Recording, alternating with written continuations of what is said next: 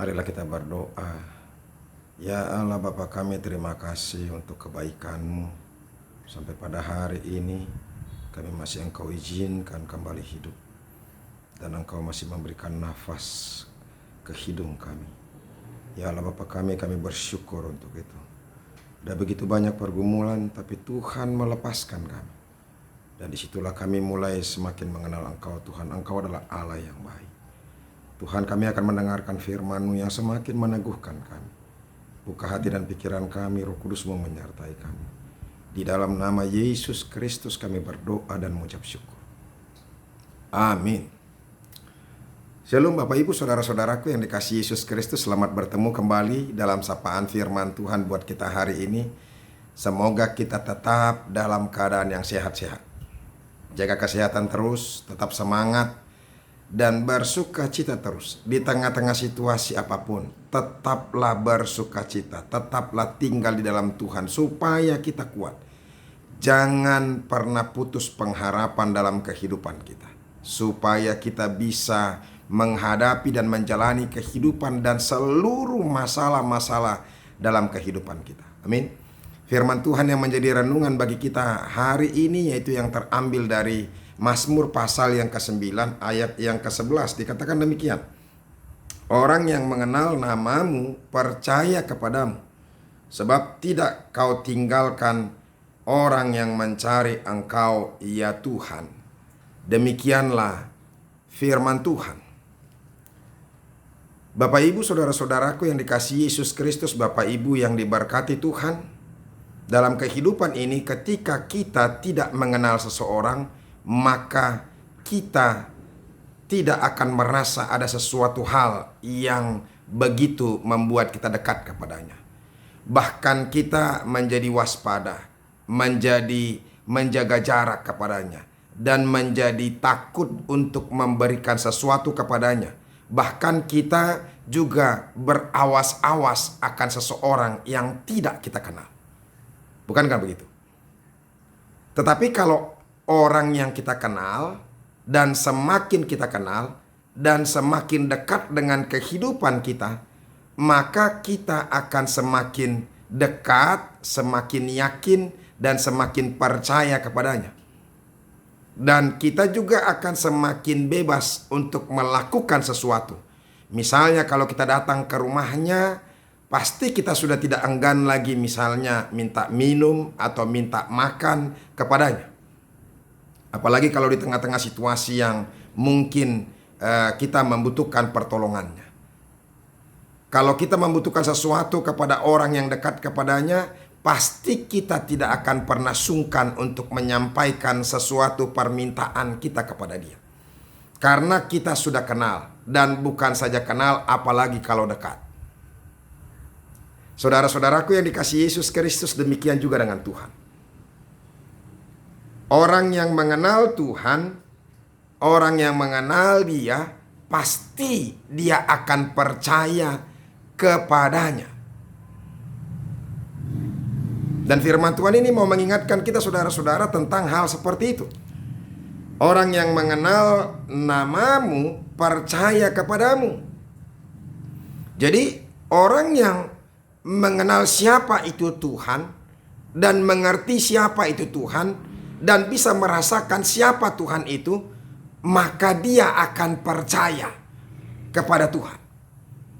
Dia tidak akan pernah ragu-ragu sedikit pun dalam kehidupannya. Apapun yang terjadi dalam kehidupannya, dia tidak akan pernah meragukan Tuhan dalam hidupnya.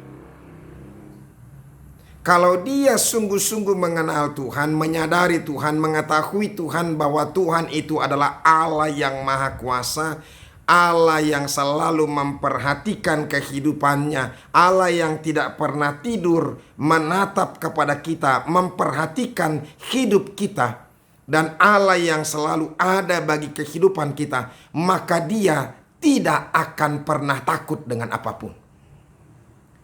Dia akan terus percaya sekalipun dia mengalami banyak pergumulan. Karena dia tahu bahwa Allahnya adalah Allah yang baik. Allahnya adalah Allah yang mampu melepaskan dia dari setiap masalah-masalah yang dia hadapi.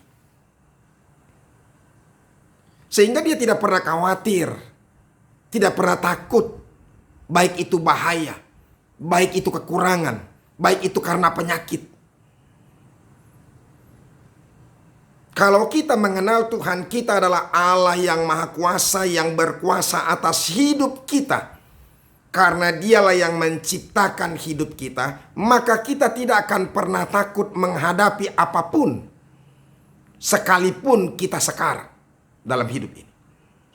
Karena kita tahu ada Dia, Tuhan yang maha hidup, yang maha kuasa, yang bahkan Dia bisa melakukan apapun yang Dia mau. Dan juga sesuai dengan yang kita imani. Oleh karena itu, makanya orang Kristen harus sungguh-sungguh dulu mengenal Tuhan. Maka dia akan merasakan ketentraman, kenyamanan, kedamaian, sukacita, dan sebagainya.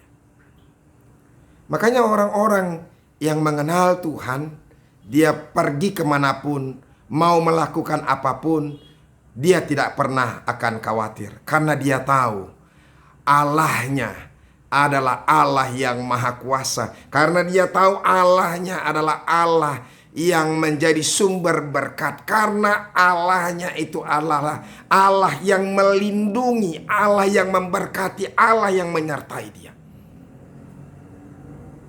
Kalau kita tahu bahwa Allah itu Allah maha kuasa, Allah yang maha berkat, Allah yang menyertai kita, Allah yang selalu melihat, memandang kepada kita, lantas apa lagi yang kita takutkan dalam hidup ini? Jadi kuncinya saudara-saudara, kita harus mengenal dulu Tuhan kita. Sama seperti kepada manusia. Ya. Kalau kita tahu seseorang itu bisa dipercaya, kalau kita tahu bahwa dia baik, kalau kita tahu bahwa dia itu adalah orang benar, orang yang bertuhan, orang yang rohani, orang yang jujur, maka kita tidak akan takut mempercayakan banyak hal kepadanya. Demikian juga saudara-saudara, kalau kita tahu bahwa Tuhan kita itu adalah Allah yang baik, Allah yang maha pelindung, Allah yang maha segala-galanya, maka kita tidak akan pernah ragu-ragu untuk menyerahkan hidup kita, nyawa kita ini ke dalam tangan Tuhan. Itu. Jadi oleh karena itu saudara-saudara, mari kenal dulu Tuhan dalam hidupmu. Nah, sekarang yang menjadi pertanyaan kepada kita, bagaimanakah kita mengenal Tuhan? Apakah Tuhan bisa kita lihat? Saudara-saudara, Tuhan itu adalah roh. Roh itu tidak akan bisa dilihat. Tetapi saudara-saudara, kita bisa merasakan adanya roh. Sama seperti angin, angin tidak pernah bisa kita lihat. Tapi ketika angin berhembus, kita bisa merasakan bahwa angin itu sedang bertiup. Demikian juga dengan Tuhan. Roh kita yang akan betul-betul bisa merasakan tentang roh Tuhan, keberadaan Tuhan yang sedang menyertai kita. Ketika kita berserah kepada Tuhan, kita percayakan hidup kita kepada Tuhan, dan kita juga sambil mengenal Tuhan dari firman Tuhan yang kita baca, dan dari doa kita, penyerahan kita di dalam doa kita kepada Tuhan, maka Tuhan akan menunjukkan dirinya kepada kita sehingga kita bisa merasakan kehadiran Tuhan dalam hidup kita. Makanya tinggallah dalam hal yang benar dan kita berupaya untuk berserah kepada Tuhan, mempercayai Dia menjadi Tuhan, maka mari kita rasakan bagaimana Tuhan bekerja dalam kehidupan kita. Kita akan bisa melihat Tuhan itu luar biasa dalam hidup kita. Ada banyak orang yang tidak percaya pada saat ini bahwa Tuhan adalah sumber berkatnya. Makanya di sini penting soal iman. Sebab imanlah dasar kita untuk berharap kepada Tuhan. Sekalipun kita belum melihat sesuatu. Dan jangan pernah berpikir soal otak, logika, dan kemungkinan. Kalau kita masih memikirkan soal logika dan kemungkinan, maka kita masih belum sungguh-sungguh percaya kepada Tuhan. Ada banyak orang selalu percaya kepada Tuhan kalau itu masuk logika. Ada orang yang mau mati karena memang dia sakitnya sudah begitu parah. Sehingga banyak orang berpikir, ya kita percaya kepada Tuhan. Tapi kalau menurut logika kita tidak akan mungkin melihat dia akan sembuh dan hidup. Saudara-saudara, saya mau katakan kepada kita, bagi Tuhan tidak ada yang mustahil. Dan dari situlah kita harus berpijak. Segala sesuatu tergantung dari Tuhan.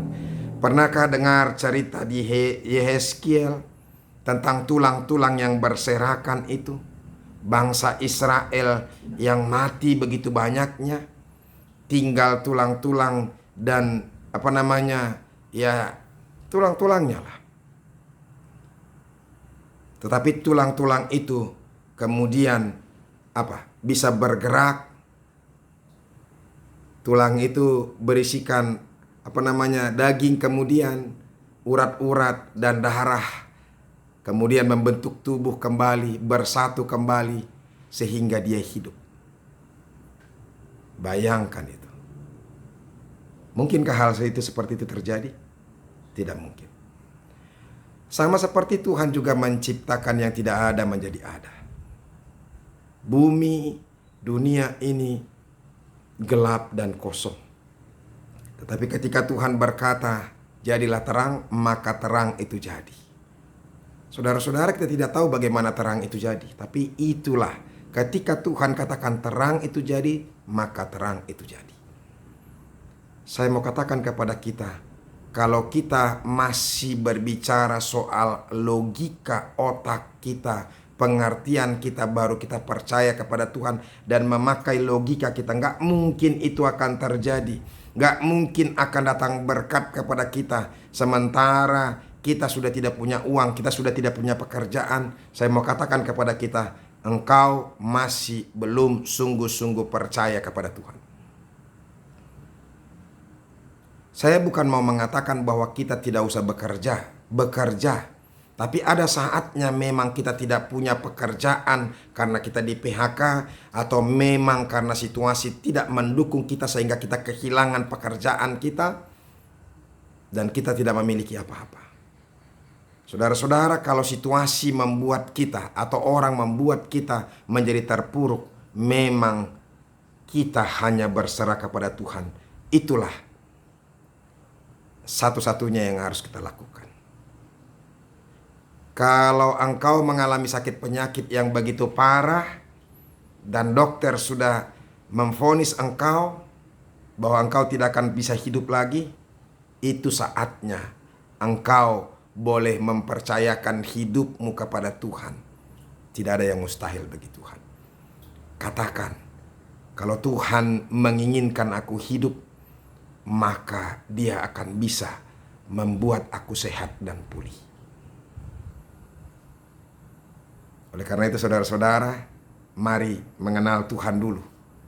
Mari boleh merasakan Tuhan dalam hidupmu. Rasakan hadirat Tuhan. Berupaya untuk mengenal Tuhan. Baca Alkitabmu, buka demi lembar, lembar demi lembar, supaya engkau bisa melihat siapakah itu Tuhan. Berdoalah kepadanya di dalam roh, supaya roh Tuhan itu datang kepadamu. Sebenarnya roh Tuhan itu sudah ada.